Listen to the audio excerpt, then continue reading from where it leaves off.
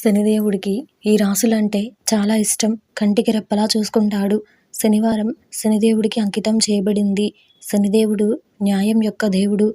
ఒకరి చర్యల ఫలాలను ఇచ్చే దేవుడిగా శనికి పేరుంది. శనివారం నాడు నియమ నిబంధనల ప్రకారం శనిదేవుడిని పూజిస్తే మంచి ఫలాలను పొందే అవకాశం ఉంది.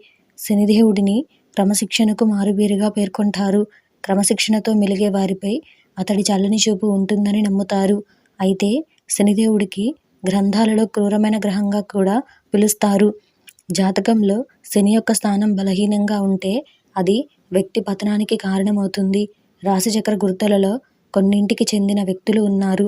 వీరు శనిగ్రహానికి ఇష్టమైన రాశిచక్ర గుర్తులుగా పరిగణించబడతారు. ఈ రాశుల వారిని శనిదేవుడు కంటికి రెప్పలా కాపాడతాడు.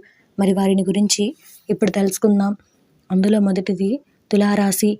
శనిదేవుడికి ఇష్టమైన రాశి చక్రాలలో తులారాశికి చెందిన వ్యక్తులు చాలా ప్రత్యేకమైనదిగా పరిగణించబడ్డారు. ఈ రాశిని శనీశ్వరుని అధిక రాశిగా పరిగణిస్తారు. అటువంటి పరిస్థితిలో శని తులారాశి వారికి ఎల్లప్పుడూ దయతో ఉంటాడు. వారిపై ఆశీర్వాదాలు నిరంతరం ఉంటాయి. రెండవది మకర రాశి. శనిదేవుడు మకర రాశికి అధిపతి కావడమే దీనికి కారణం. అటువంటి పరిస్థితిలో శని జాతకంలో శుభస్థానంలో ఉన్నప్పుడు ఈ రాశికి చెందిన వారు ప్రతి రంగంలో శుభ ఫలితాలను ఇస్తారు.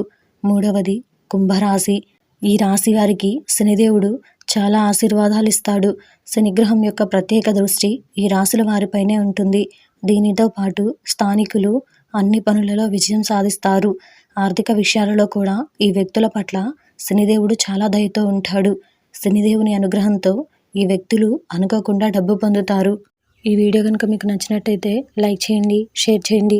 అలాగే మరెన్నో ఇలాంటి ఆధ్యాత్మిక విషయాల కోసం మన ఛానల్ని సబ్స్క్రైబ్ చేసుకోండి.